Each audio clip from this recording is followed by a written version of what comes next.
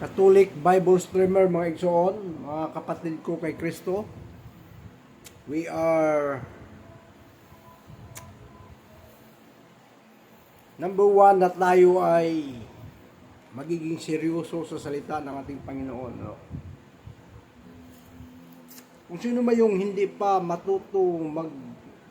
nakakasunod sa akin, mga igsoon, kung sino man yung hindi pa napag-iwanan pa sa pag-aaral ng salita ng ating Panginoon, kung sino man yung tao na napag-iiwanan, at ito'y masakit sa ulo na ito'y sundan yung aking pagbabasa, Ihilingin natin sa Panginoon na tayo'y manalangin, mga igsoon, upang ipagkaloob ng ating Panginoon yung kaunawaan ng salita ng ating Panginoon. Yung kaunawaan. Kasi kailangan dito ang unawa ng ating Panginoon. Hindi tayo makapag-intindi kung tayo'y pansariling isipan, mga igsoon. Hindi natin ito maintindihan, mga igsoon.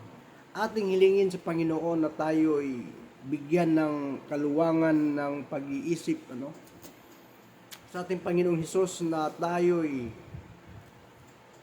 palaguin niya ang ating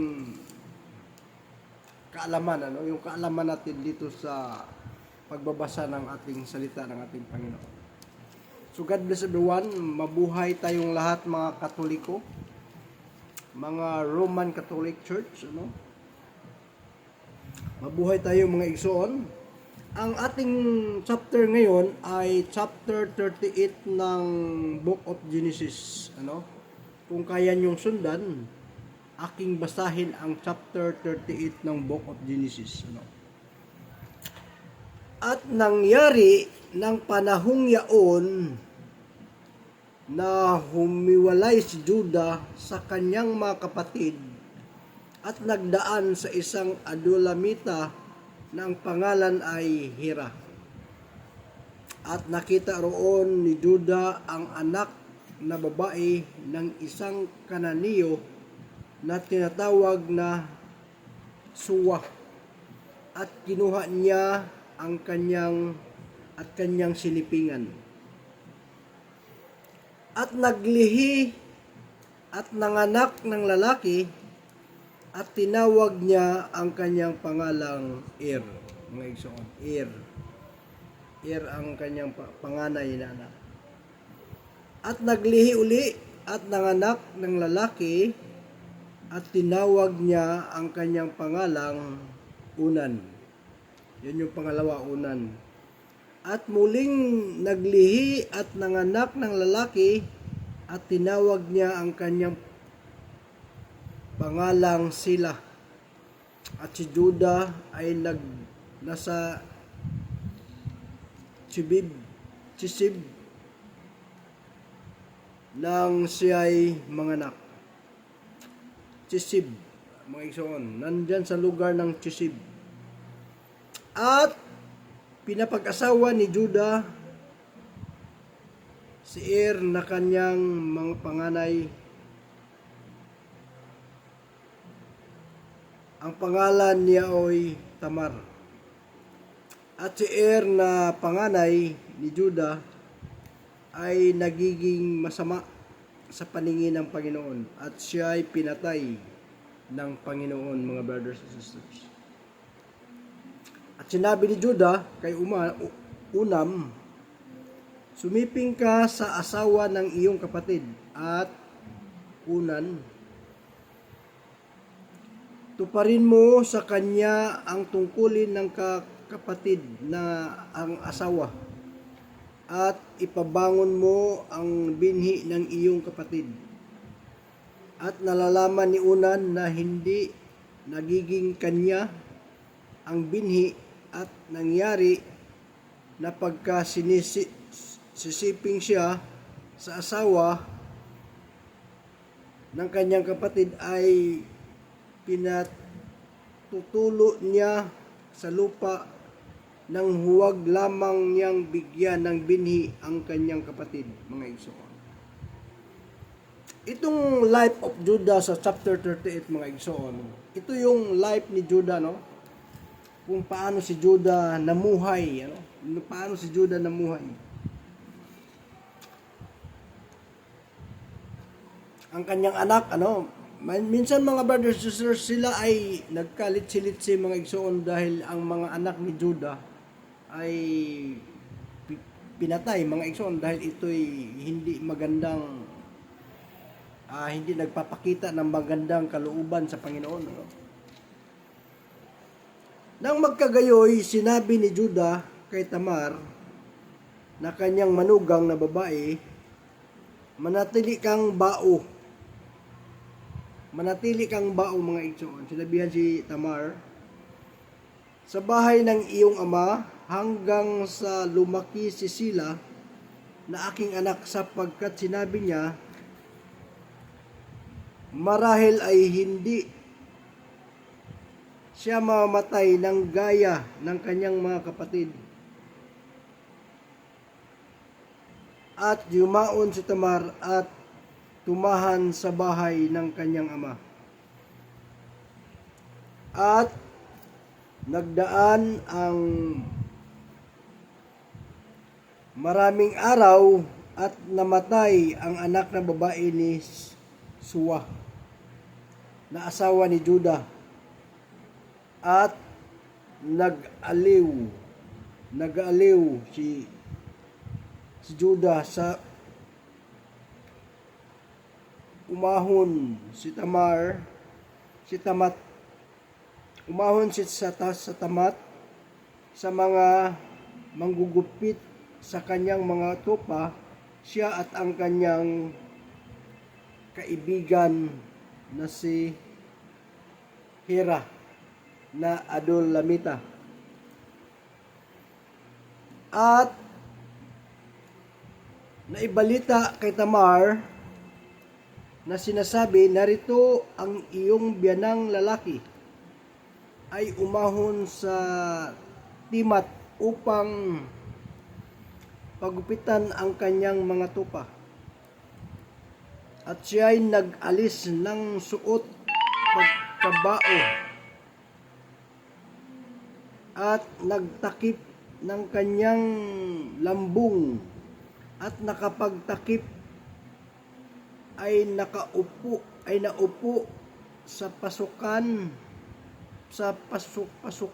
ng inaim na nasa daan ng Timat, sapagkat kanyang nakikita na si Sila ay malaki na at hindi pa siya binibigay ng asawa. Nang makita siya ni Judah ay ipinalagay siyang patutot, sapagkat siya ay nagtatakip ng kanyang mukha. At lumapit sa kanya sa rabi ng daan at sinabi, narito nga, ipinamamanhi ko sa iyo na ako'y pasipingin mo sa iyo, sapagkat hindi niya nakikilalang kanyang manugang. At kanyang sinabi, anong ibibigay mo sa akin sa iyong pagsisiping sa akin? At kanyang sinabi, padadalhan kita ng isang anak na kambing na mula sa kawan. At kanyang sinabi, ibigay mo ba ako ng sangla hanggang sa maipadala mo? At kanyang sinabi, anong sangla ang ibibigay ko sa iyo? At kanyang sinabi, ang iyong singsing ay ang iyong pamigkis, at ang tungkod na dala mo sa kamay, at ang kanyang ipinamimigay sa kanya, at sumisiping sa kanya, at siya'y naglihi sa pamamagitan niya. At siya'y bumangon at yumaon, at siya'y nag-alis ng kanyang lambung, at isinuot ang kanyang kasuotan ng kanyang pagkabao. At ipinadala ni Judah ang anak na kambing sa pamamagitan ng kamay ng kanyang kaibigan na Adulamita upang tanggapin ang sangla sa kamay ng babae, datapwat hindi niya nasumpungan. Nang magkagayoy kanyang inahon sa mga tao sa dakong yaon na sinasabi, saan nandoon ang patutot na nasa tabi ng daan sa Inaim? Ano mga igsoon? At kanilang sinabi, walang naparitong sino mang patutot. Ang mga tao doon sa Inaim ay walang sinasabi doon na may mga patutot na tao doon. At nagbalik siya kay Juda at sinabi, hindi ko nasumpungan. At sinabi rin naman ng mga tao sa dakong yaon na walang naging patutot rito. At sinabi ni Juda, pabayaan ariin niya, baka tayo'y mapahiya.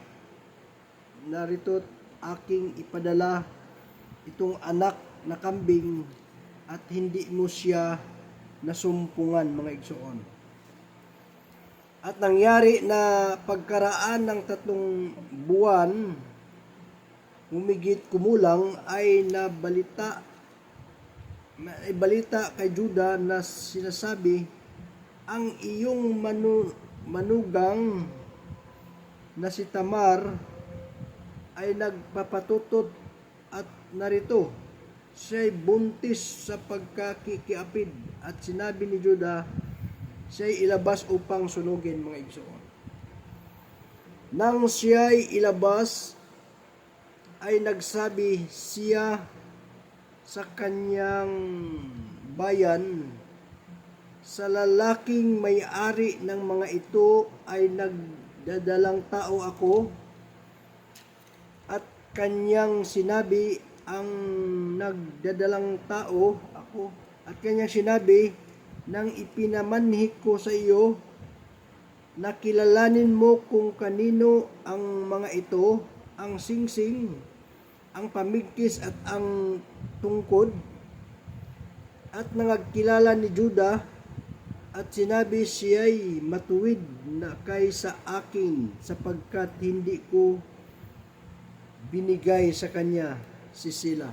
Mga igsoon, si Tamar ang naging asawa ni Er, mga igsoon, ay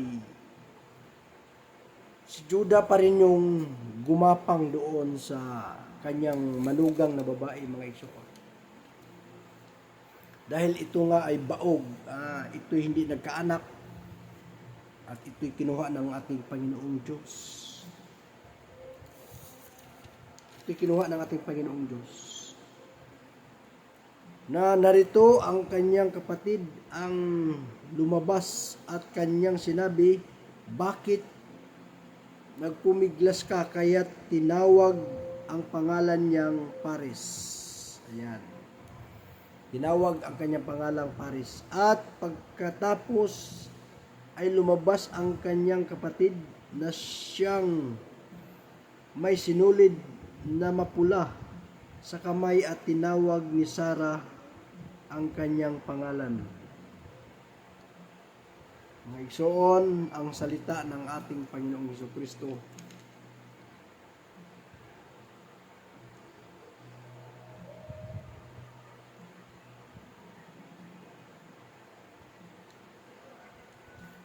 Si Juda, mga igsoon, ito'y sakop sa 12 tribes, mga igsoon. Yung tribes kung paano ang Panginoon ay sinubaybayan lahat yung tribes na yon. Sino ba yung mga tribes ni Israel? Yung kanyang anak.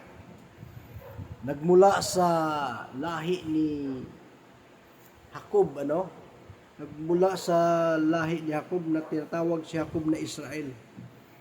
At ang anak ni Jacob ay nagkaanak siya ng 13. May isang babae at mayroong 12 lalaki, mga igsoon. I think 13, mga igsoon.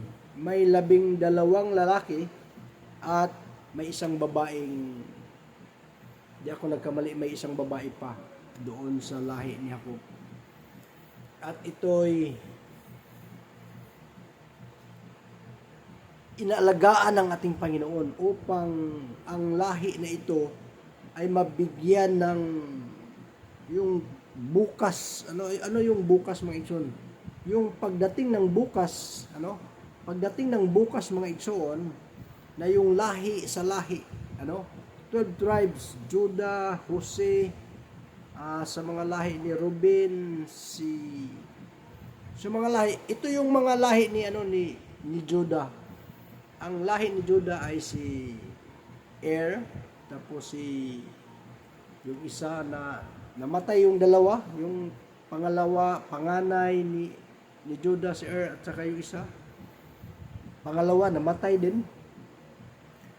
Dahil ito'y pinatay ng ating Panginoon, dahil ito'y walang kakwinta-kwintang mga plano sa atin. Yung mga plano natin, mga igsoon, walang kakwinta-kwinta. Ito'y kinukuha ng ating Panginoong Hesus. Ito'y kinukuha ng ating Panginoong Hesus na tayo'y walang kakwinta-kwinta yung plano natin sa mundong ito. Tayo'y kukunan niya ng yung kukunin natin? Yung kukunan tayo ng buhay na imbis na habang buhay tayong mamuhay, tayo'y kukunin yung buhay, mga igsoon. Dahil ito yung nakikita ng Panginoon at ito'y walang kwinta ang kanya. Naging masama sa paningin ng ating Panginoong Diyos. Na iba pala ang Panginoon, Pag ang Panginoong Diyos na nakakita sa iyo na hindi maganda yung paningin ng iyong mga gawa sa paningin ng ating Panginoong Diyos, ito'y kinukuha na basta-basta. Naway tayo'y patawarin ng ating Panginoon, na tayo'y pagbigyan niya ng kapatawaran ng higit sa lahat ng mga igsoon. Ang buhay ni Tamar, mga igsoon, si Tamar, si Tamar at saka si Sila, yung mga anak ni Judah, na ito'y tatlo. Yung isa na lang ang naiwan, si Sila, at ito'y hanggang dito lang po inatapos yung chapter 38, mga igsoon, sa ating pag-aaral ng mga igsoon, yung lifestyle ni Judah.